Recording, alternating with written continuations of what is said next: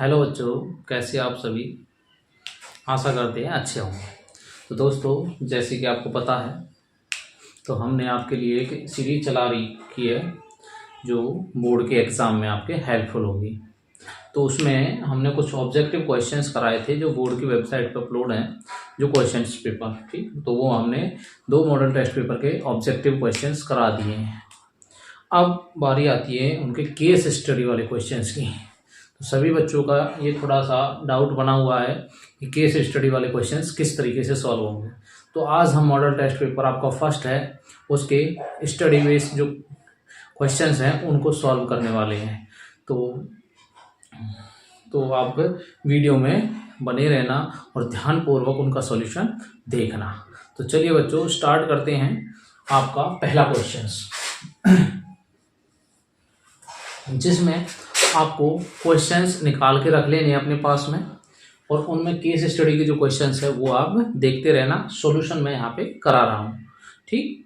चलिए, तो पहला क्वेश्चन है, your friend Rahul wants to participate in a 200 metre. He can currently run that distance in 51 second and with each day of practice it takes him 2 seconds less. He wants to complete it in 31 second. तो वो कह रहा है कि भैया कोई 200 metre की दौड़ है और उसमें कोई दोस्त है उसका राहुल, तो वो डिस्टेंस कवर करना चाह रहा है। तो वो जो दौड़ता है तो वो क्या है 51 सेकंड पे दौड़ता है और उसने जो डिस्टेंस लिया है, जो टाइम ले रहा है वो आपका 2 सेकंड कम ले रहा है और उसको 31 सेकंड पर पहुंचने के लिए कितने टाइम्स की या कितने नंबर्स की ज़रूरत होगी, ठीक। तो ये हम देख पाएंगे। और इसमें आपका जो पहला क्वेश्चन है, what is the minimum number of days he needs to practise till his goal is achieved. मतलब जब वो आपके 200 मीटर पे पहुंचना चाह रहा है, वो 31 सेकंड तक पहुंच जाता है, तो उसको कितने नंबर ऑफ डेज वहाँ पे लगने वाले हैं। तो नंबर ऑफ डेज निकालेंगे यहाँ पे, दिनों की संख्या। तो जैसा कि आप देख पाओगे, तो उसने जो टाइम स्टार्ट किया था वो करी थी 51 सेकंड पे, ठीक। और वो 2 सेकंड कम ले रहा है टाइम, ठीक है। तो 2 सेकंड कम का मतलब है वो -2 हो जाएगा। कम का मतलब -2, और ये क्या है डिफरेंस, क्योंकि वो 2 सेकंड कम ले रहा है हर दिन, ठीक। और उसको पहुंचना कहाँ पे है, उसका जो अंतिम जो टारगेट है उसको पहुंचना है 31 सेकंड तक, ठीक। तो उसको कितने दिन लग जाएंगे कि 31 सेकंड पे वो पहुंच पाए। तो इसके लिए तो हमारा सीधा सा फॉर्मूला है, एन वाला फॉर्मूला यूज कीजिए, a + n-1 into D. A N आपका 31, ए है जी आपका 51 सेकेंड, और एन निकालना है इंटू डी दे रखा है जी -2। यहाँ से जब निकालोगे 31, 51 इधर आके माइनस हो जाएगा, यहाँ से n-1 इंटू -2 हो जाएगा। तो यहाँ से क्या बचेगा आपका 20, माइनस का 20, और यहाँ से ये -2 इसके अपॉन में आ जाएगा, तो n-1। और यहाँ से जब आप देख पाओगे तो ये माइनस से माइनस कैंसिल और 2 से 10 बार, ठीक। तो n-1 इक्वल टू यहाँ से बच जाएगा जी 10, और ये जो 10 बचेगा तो जो ये 1 है इधर जाके क्या है जी प्लस हो जाएगा 1। तो n का नंबर आ गया जी कितना 11। तो वो 11 दिन बाद अपने टारगेट को अचीव कर लेगा, ठीक। ये है इस केस स्टडी का पहला क्वेश्चन। चलिए इसके नेक्स्ट पार्ट पे चलते हैं।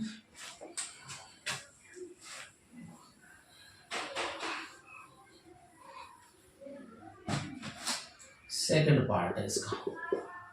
सेकंड पार्ट क्या कह रहा है, what is the AP formed in this situation. जो ये कहानी आपको मैंने अभी बताई थी प्रश्न के द्वारा, ठीक। तो उसमें एपी क्या बनेगी भाई, ये सेकंड पार्ट है। एपी देखिए उसने रेस स्टार्ट करी थी 51 सेकंड का, और उसमें डिफरेंस आ रहा था 2 सेकंड का। तो 2 को इसमें क्या घटाते चलिए भाई, 49, 47, 45, इस तरीके से आपकी एपी बनके रेडी हो जाएगी, ठीक है। ये सेकंड क्वेश्चन का आंसर है। चलिए थर्ड क्वेश्चन पे।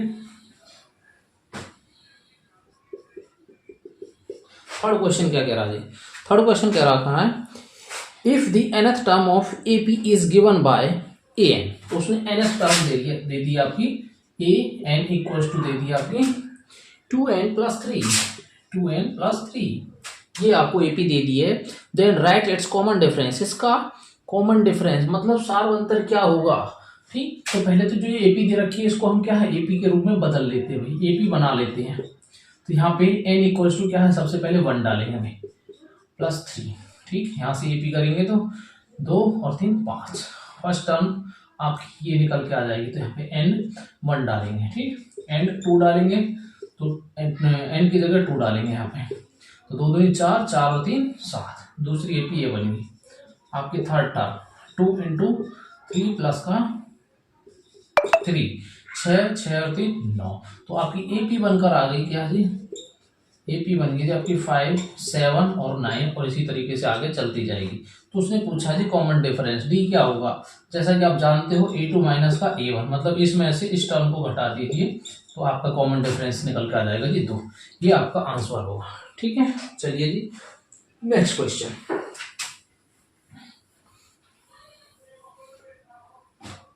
ये आपका थर्ड है और थर्ड पार्ट में और वाला क्वेश्चन है। ठीक है, जो और 2 क्वेश्चन दिए रखते हैं, एक आपका ऊपर है एक और। ठीक है, तो और वाला क्वेश्चन देख लेते हैं अथवा वाला प्रश्न क्या कहता है। उसमें कह रहा है right the value of x. तो क्या कह रहा हूं, एक्स की वैल्यू फाइंड करनी है। किस में फाइंड करनी है वो देखिए, फॉर विच 2x, मतलब आपको एक एपी दे रखी 2x, x + 10, 3x + 2, ये आपको एपी दे रखी है। और 3 consecutive terms of an AP, AP की 3 टर्म है आपकी ये। ठीक है, और इसमें क्या है एक्स फाइंड आउट करना है। चलिए, तो हम क्या है, जैसे हमें एक्स निकालना है तो एक्स निकालने के लिए हम क्या करेंगे, इस सेकंड टर्म में से फर्स्ट टर्म को माइनस करिए, x + 10 में से 2x, और इसको बराबर रख दीजिए इसके, इस थर्ड टर्म में से सेकंड टर्म को लेस कर देते हुए। ठीक, x + 10 यहाँ से सॉल्व करेंगे तो x में से इसको घटाएंगे, ये बचेगा 10 इंटू -x, और यहाँ से क्या करेंगे जी आपका 3x प्लस का 2, ये माइनस अंदर पहुंच जाएगा तो -10, 10 - x इक्वल्स टू 3x, और 3 क्या, इस 3x में से ये घट जाएगा आपका, क्या बचेगा यहाँ पे 2x, और इस 10 में से आपका ये घट जाएगा -8। इस -8 को इधर ले आइए, या ऐसे करिए, माइनस का x है, इस -2x को इधर ले आइए, ये -8 है, इस 10 को इधर ले जाएंगे -10, यहाँ से आपका -3x और यहाँ से आपका -18, माइनस से minus cancel, x equals to 18/3, और यहाँ पे आपका ये कैंसिल हो गया, कितना आ जाएगा 6, तो x का मान कितना आ जाएगा जी 6, तो x की वैल्यू हमारी निकल के आ जाएगी। तो ये था आपका केस स्टडी का पहला क्वेश्चन, जिसके सारे के सारे पार्ट कंप्लीट हो चुके हैं। अब चलते हैं आपके केस स्टडी वाले सेकंड क्वेश्चंस में, और ये केस स्टडी के आपके 3 क्वेश्चंस आएंगे अब की बार, तो उनको बड़े ध्यान से समझना है।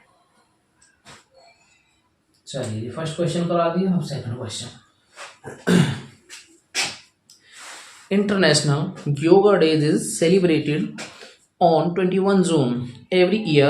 Sheila, Revati, Ram and Joseph are the trainers for mass yoga session in school on the occasion of International Yoga Day in a formation on the main stage as shown in figure।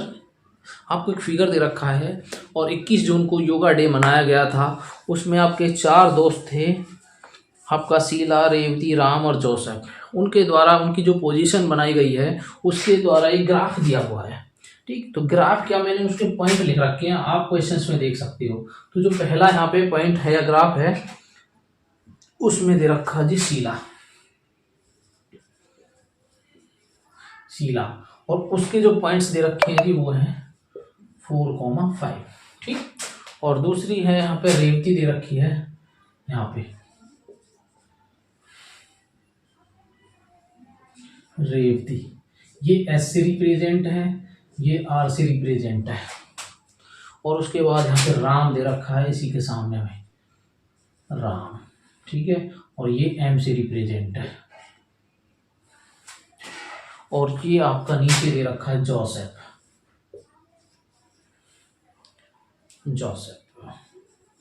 ठीक है, ये आपका जे से represent है। अगर हम इनका diagram draw करें तो ये कुछ इस प्रकार से आपका डायग्राम बन जाएगा। ये इस तरीके से आपका कोई डायग्राम बन जाएगा। तो क्वेश्चंस में क्या कह रहा है, write the position of Revathi and Sheela. तो रेवती और शीला की पोजीशन क्या होगी, जो इसका फर्स्ट पार्ट है क्या कह रहा है जी, रेवती एंड शीला, ठीक है, पोजीशन।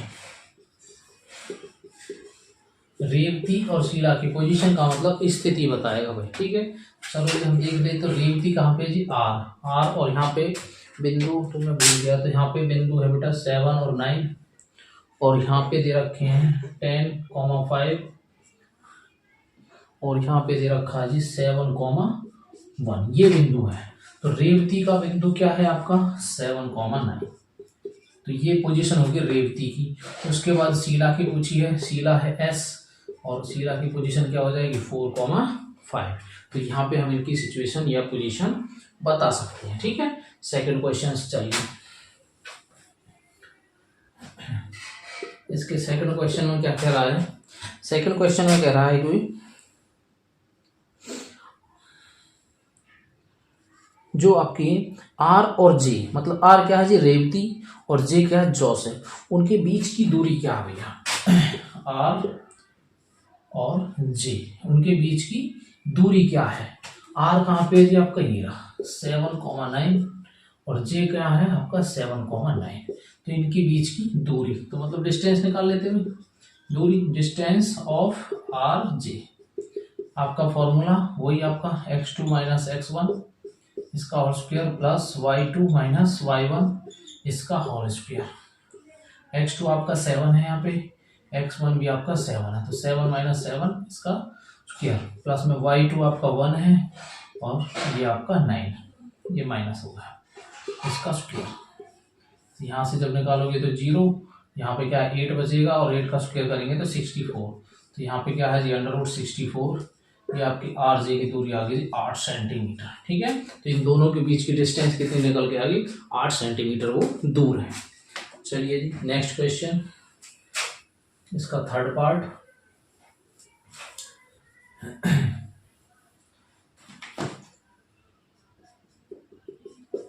थर्ड पार्ट देखिए जी, थर्ड पार्ट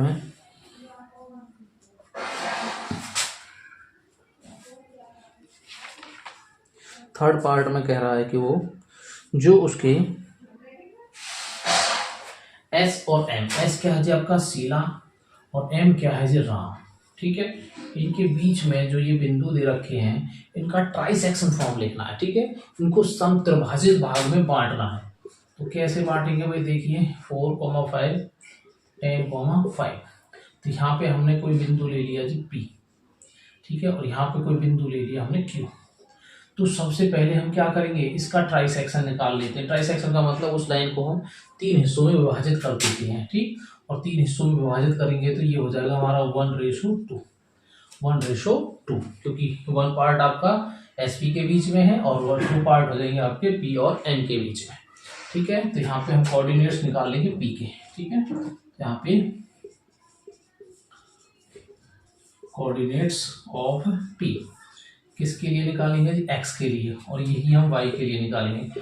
फॉर्मूला आपका m1 x2 m2 x1 upon m1 plus m2। अब यहाँ से जब करेंगे तो भैया आपका m1 1 इंटू x2 क्या है जी आपका 10 प्लस m2 2 इंटू x1 4, अब डिवाइडेड बाई 1 प्लस 2, तो यहाँ से मल्टीप्लाई 10 और 1 की 10 और 2 और 4 की 8 डिवाइडेड बाई 3, यहाँ पे जो हो जाएगा जी 18/3, तो यहाँ से कैंसिल करेंगे तो 6। इसका फर्स्ट पॉइंट यहाँ पे P का आ गया जी 6, ठीक है। ये तो x के निकल आए, अब y के निकालेंगे बिल्कुल सेम, ठीक है। फॉर्मूला ये रहेगा, मैं सीधी वैल्यू पुट अप कर रहा हूँ। तो m1 क्या है जी आपका 1, और y2 क्या हो जाएगा जी आपका 5 प्लस m2 आपका 2 और यहाँ पे 5 डिवाइडेड बाई 1 प्लस 2, तो 5 मल्टीप्लाई 5 प्लस का 2 मल्टीप्लाई 5 10 और डिवाइडेड बाई 3, यहाँ पे हो जाएगा जी 15/3 और 3 से काटेंगे तो 5, तो यहाँ पे आ गया जी आपका ये, ठीक है, तो पी हमारा बिंदु निकल आएगा। अब हमें क्या है, क्यू के क्या है बिंदु और निकालनी है। तो अगर हम देखें तो पी और एम में ये क्या है, इसका मिड पॉइंट है भाई, क्या है इसका मिड पॉइंट, मध्य बिंदु। तो इसमें इसके मिड पॉइंट मध्य बिंदु निकाल दीजिए भाई। ठीक है, तो आशा करते हैं यहाँ तक आपको समझ में आ गया होगा। और इससे आगे देखिए, अब क्यू के आपके Q mid point of Q, mid point of Q, Q x के लिए निकालेंगे तो क्या होगा भाई, x1 plus x2 divided by 2। तो इसमें क्या है, 6 प्लस 10 डिवाइडेड बाई 2, तो यहाँ पे 16/2, ये इससे कैंसिल हो जाएगा 8। ठीक है, इसका पहला पॉइंट आ गया x के लिए 8। दूसरा करेंगे y1 plus y2 divided by 2, यहाँ पे इसको सॉल्व करेंगे तो ये हो जाएगा आपका 5 प्लस 5 डिवाइडेड बाई 2, तो यहाँ पे 10 आएगा, 10 से इसको काटेंगे तो 5। तो इसका भी ट्रांसेक्शन या इसका मिड पॉइंट आ गया आपका 8,5। ठीक, तो ये हमने आपके इसको ट्राई सेक्शन में बांट दिया अभी। ठीक, ये इसका सेकंड पार्ट का आंसर था, सॉरी थर्ड पार्ट का आंसर था।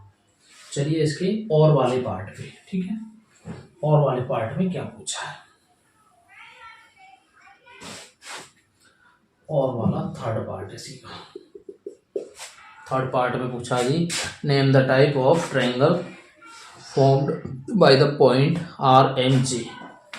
जो आपके पॉइंट दे रखे हैं आर एम जे, ठीक है, इनमें कौन सा ट्रायंगल फॉर्म हो रहा है। ठीक है, ट्रायंगल फॉर्म्ड, ठीक है, कौन सा ट्रायंगल बन पा रहा है, किस किस से, आर एम और जे, इस वाले पॉइंटों से कौन सा ट्रायंगल फॉर्म हो रहा है। ट्रायंगल फॉर्म करने के लिए क्या करेंगे, हम दूरी निकालेंगे इन सभी की। ठीक है, तो आर एम की दूरी, दूरी के लिए आपका फॉर्मूला जानते होंगे, x2 माइनस x1 इसका whole square, y2 minus y1 इसका होल स्क्वायर। ठीक, अब यहाँ पे देखिए r और m में, ठीक है, तो x2 आपका 10 माइनस 7x1 इसका होल स्क्वायर, y2 हो जाएगा जी 5 और यहाँ पे 9 इसका होल स्क्वायर। यहाँ से करिए जी, यहाँ से आपका 3 और यहाँ से आपका 4 माइनस का, यहाँ से निकालिए 3 3 जा 9 और 4 4 जा 16। ठीक, तो यहाँ पे अंडर रूट 25 और 25 आ जाएगा 5। ठीक है, तो आर एम की डिस्टेंस तो आ गई आपकी 5। अब निकालते हैं जी एम जे की डिस्टेंस, एम जे। अब मैं सीधी वैल्यू ही पुट कर रहा हूँ, एम जे में क्या हो जाएगा जी आपका 7 माइनस 10 इसका होल स्क्वायर, 1 माइनस 5 इसका होल स्क्वायर। यहाँ से सॉल्व करेंगे तो यहाँ पे -3 बचेगा यहाँ से, और यहाँ से माइनस का 4 बचेगा। आगे सॉल्व करें तो 3 का स्क्वायर 9 प्लस ये माइनस है, पावर सम है, तो ये क्या है, दोनों प्लस हो जाएंगे, ये चीज़ ध्यान रखना भाई। ठीक है, अंडर रूट 25, तो इसका भी क्या निकल के आ गया भैया 5 सेंटीमीटर। ठीक है, तो दो दूरी हमारी क्या है, आर एम और एम जे क्या है, बराबर आ गई। अब तीसरी दूरी और है, तीसरी दूरी को और निकाल लेते हैं। यहाँ पे तीसरी दूरी रहेगी हमारी आर जे की दूरी। इसमें आर जे अगर निकालेंगे तो क्या हो जाएगा आपका, तो यहाँ पे 7, यहाँ पे माइनस x2 7 और यहाँ पे y1 9 और यहाँ पे 1। ठीक, तो यहाँ से निकालेंगे तो 7 में से 7 0 और 9 में से 1 8 आर जे। और आर जे बराबर देखेंगे तो 8 का स्क्वायर होता है जी 64, 0 तो ऐड करेंगे तो 64, और आर जे अगर निकालेंगे तो यहाँ पे ये आ जाएगा 8 सेंटीमीटर। ठीक है, अगर हम इसमें देखें तो हमारी दो क्या हैं, दूरियां बराबर आ रही हैं। ठीक है, इसकी दूरी बराबर आ रही है हमारी आर एम इक्वल से हमारा एम जे। ठीक है, और किसी भी ट्रायंगल की दो साइड या दूरी बराबर आने का मतलब है वो ट्रायंगल कौन सा फॉर्म होता है, वो होता है जी आइसोसेलेस ट्रायंगल। ठीक है, जिसको बोलते हैं समद्विबाहु त्रिभुज। ठीक है, समद्विबाहु त्रिभुज है वो। ठीक, तो ये आपका सेकंड क्वेश्चन केस स्टडी का संपूर्ण होता है। ठीक है, अगले क्वेश्चंस पे चलते हैं।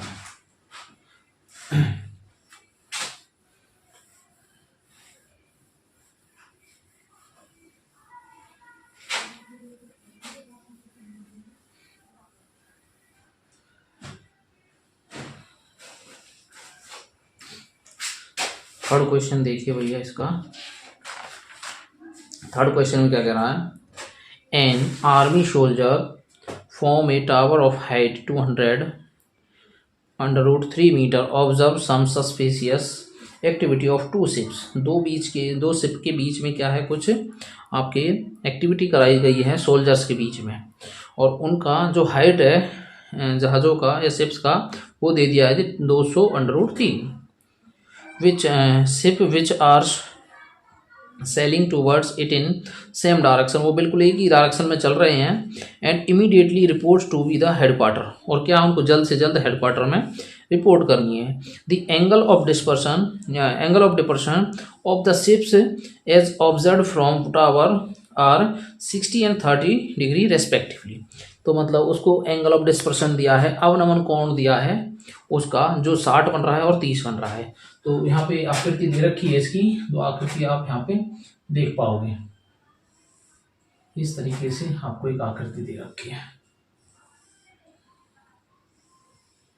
ये यहाँ पे 60 का एंगल फॉर्म हो रहा है, यहाँ पे 30 का एंगल फॉर्म हो रहा है, और ये कुछ ठीक है शिप्स हैं आपके, इस तरीके से आप देख पाओगे। यहाँ पे 2 शिप्स हैं आपके, यहाँ पे आपको उनकी हाइट दे रखी है 200 √3 मीटर, ये यहाँ से यहाँ तक, ठीक। और ये कोई टावर लगा हुआ है इसके पास में, ठीक, इस तरीके से तो आप देख पाओगे। तो यहाँ पे उन्होंने नाम दिया है C, D, A और B, इस तरीके से। अब वो ये कह रहा है कि ये दोनों यहाँ पे एक ही सीध में चल रही हैं और उनको हेडक्वार्टर जल्दी से जल्दी पहुँचना है, और उनका क्या है टावर आपका ये है, यहाँ से क्या है मूव करें, वो चलना स्टार्ट करें, ठीक। तो अब इसमें पहला जो क्वेश्चन आता है इसका, वो देखिए वो क्या कहता है। वो कह रहा है find the distance of first ships from the foot of tower. Foot of tower आपका ये है, और ये आपका फर्स्ट शिप है भाई, और ये आपका सेकंड शिप है, ठीक। ये आपके फर्स्ट और सेकंड शिप है, तो यहाँ से यहाँ तक का डिस्टेंस बताइए भाई, ठीक है। चलिए करते भाई। तो ट्रायंगल ले लेते हैं हम CAB में, इन ट्रायंगल CAB में ये वाला पार्ट निकालना वो दे रखा है, तो हम क्या लिख लेते हैं यहाँ पे AC अपॉन AB, और ये क्या हो जाता है हमारा भाई कॉट कितना हो जाएगा हमारा एंगल कितना है 60, कॉट 60 डिग्री, ठीक। AC ये हमको निकालना है, और AB हमको दे रखा है कितना 200 √3, और ये हमारी कॉट 60 की वैल्यू क्या हो जाएगी हमारी √3। यहाँ से अगर हम AC निकालें तो 200 √3 इंटू 200 √3, कॉट 60 की वैल्यू, एक सेकेंड, कॉट 60 की वैल्यू 1/√3 है, कॉट 60 की वैल्यू 1/√3। यहाँ पे ये वैल्यू थोड़ी मिस्टेक हो गई है, तो यहाँ पे हम करेंगे तो 200 √3 अपॉन √3 से √3 कैंसिल, तो हमारा AC जो डिस्टेंस है वो निकल के आ गया 200 सेंटीमीटर, ठीक। ये हमारी फर्स्ट शिप थी यहाँ से यहाँ तक, ये निकल के आ गई 200 सेंटीमीटर, ठीक है भैया। ये तो हो गया आपका पहले पार्ट का आंसर। अब चलिए सेकंड पार्ट का आंसर निकाल लेते हैं भाई। सेकंड पार्ट में क्या कह रहा है, सेकंड पार्ट में कह रहा है find the distance of speed ship from the second ship from the foot of the tower. मतलब अब इसकी क्या है स्पीड पूछिए आपसे कि इसकी स्पीड क्या हो जाएगी। इसके लिए क्या करेंगे भैया, आप दोनों को जोड़ दीजिए, तो क्या हो जाएगा DC प्लस का AC, और अपॉन में हाइट है आपकी AB, ये भी क्या है जी कॉट 30 हो जाएगा भाई, ठीक। पूरा ट्रायंगल के लिए एंगल 30 होगा, तो DC प्लस का AC, और ये दे रखा आपका 200 √3, और यहाँ पे देखोगे तो कॉट 30 कितना हो जाएगा भैया, कॉट 30 कितना हो जाएगा √3, और यहाँ से जब आप निकालोगे DC प्लस का AC तो 200 √3 मल्टीप्लाई √3, 3 के साथ में मल्टीप्लाई होगा तो यहाँ से 3 मिल जाएगा, 200 गुणा 3, और यहाँ से हमारी क्या है ये दूरी निकल के आ जाएगी 600 सेंटीमीटर। टोटल ये दूरी कितनी आ गई यहाँ से यहाँ तक 600 सेंटीमीटर, ठीक। अब उसने क्या पूछा जी, उसने ठीक है ये पूछा सेकंड पार्ट में दिखी है, ठीक है। अब चलिए इसके थर्ड वाले पार्ट पे चलते हैं। थर्ड वाले पार्ट में उसने पूछा है find the distance between two ships, दोनों शिप्स के बीच का डिस्टेंस कितना है, और area of B C D, area of B C D, B और सी और डी, इसका एरिया भी फाइंड करना है। तो हम क्या है इन दोनों का डिस्टेंस निकाल लेते हैं। तो डिस्टेंस कैसे निकालेंगे भैया, डी सी का निकालना है और इसमें से ए सी माइनस कर दीजिए। ठीक है, तो डी सी और ए सी क्या भैया, डी सी हमने निकाला था कितना है 600 है जी। ठीक है, और माइनस कर देंगे इसमें से 200, माइनस क्या कर देंगे इसमें से 200।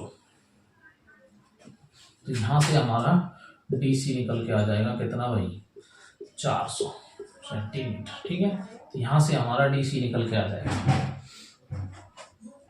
चलिए जी, हमारा यहाँ तक ये पार्ट हो गया। अब उसने ट्रायंगल का एरिया पूछ लिया भाई, area of triangle, area of triangle BCD, area of triangle BCD। ठीक, चलिए आगे चलते हैं। अब एरिया ऑफ ट्रायंगल इसको हम और देखेंगे तो ट्रायंगल का एरिया क्या होता है, 1/2 base into height, base into height. तो 1/2 बेस क्या रहेगा आपका, बेस आपका इसके लिए कितना भी 400 है, 400 सेंटीमीटर। 400 इंटू हाइट कितनी है जी आपकी 200 2 से इसको कैंसिल करेंगे 200 बार, 200 के 200 के साथ गुना करेंगे तो ये हो जाएगा 40,000 3 सेंटीमीटर स्क्वायर। तो ये एरिया आ गया आपका BCD का। ठीक है, चलिए यहाँ तक हो गया आपका थर्ड वाला पार्ट पहला। अब और वाला पार्ट देख लेते हैं, और वाला पार्ट थर्ड। ठीक, अब उसमें पूछा जी find the distance BC, BC का डिस्टेंस पूछा है कि BC का डिस्टेंस कितना है जी, और उसके बाद and perimeter of triangle ABC, पूरे ट्रायंगल का पेरीमीटर क्या होगा। ठीक, तो उसने क्या है जी BC का डिस्टेंस पूछा है, यहाँ पे लिख लीजिए डिस्टेंस BC, और क्या पूछा है उसने perimeter, perimeter of triangle ABC ये पूछा है। ठीक, तो सबसे पहले हम क्या है जी BC निकाल लेते हैं इन ट्रायंगल ABC में, इन ट्रायंगल ABC। तो यहाँ पे हो गया आपका A, B और C। ठीक, तो ये वाली साइड निकालनी है तो इसी को रख लेते हैं BC अपॉन में AC अपॉन, अच्छा AC अपॉन BC कर लेते हैं। चलो AC upon BC, AC upon BC क्या हो जाएगा जी आपका cos 60। AC क्या है जी हमें दे रखा है 200 और BC क्या है जी निकालना है। ठीक, तो cos 60 की वैल्यू क्या हो जाएगी आपकी 1/2,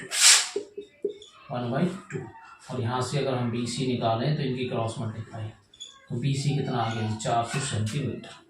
ठीक है, तो BC आ गया जी आपका 400 सेंटीमीटर, और BC आने के बाद में अब पेरीमीटर पूछा है जो उसने ABC। अब देखो पेरीमीटर में तो सारी भुजाओं का सम हो जाता है, इसको जोड़ दो, इसको जोड़ दो, और ये भी कितना है 200 मीटर आ गई, इन सभी को जोड़ दीजिए तो इसमें क्या निकल आएगा पेरीमीटर। ठीक है, चलिए ये तो हमने क्या निकाल दिया इसका AC BC साइड निकाल दी। ठीक, अब पेरीमीटर में क्या आ जाए, पेरीमीटर में सभी साइडों को जोड़ दीजिए भाई, AC प्लस BC प्लस का AB। तो देखिए जी AC आपकी कितनी है 200, ये BC कितनी निकल के आई 200, और वो कितनी निकल के आई वो भी आपकी 200 सेंटीमीटर, 200/3। ठीक, अब यहाँ से जब आपको इनको ऐड करोगे तो ये आपको BC क्या, अरे 400 है BC कितनी है भाई 400। ठीक है, तो यहाँ पे हो जाएगा आपका 600 प्लस का 200/3, और यहाँ से 200 कॉमन आ जाएगा आपका, यहाँ से क्या बचेगा, ये बचेगा जी 200 से 3 प्लस का √3। ठीक, ये आपका फाइनली आंसर होगा। ठीक है, तो ये आपका फाइनली आंसर हो जाएगा। ठीक है, और चैनल को लाइक करना है आपको, मैथ्स वाला यूट्यूब चैनल। ठीक है, जो आपको फाइंड आउट होगा STK 100 के नाम से। तो इसको ज़्यादा से ज़्यादा लाइक करिए, शेयर करिए, सब्सक्राइब करिए, और वीडियो को अपने दोस्तों तक शेयर करिए ताकि और भी बच्चे इनका फ़ायदा उठा सकें।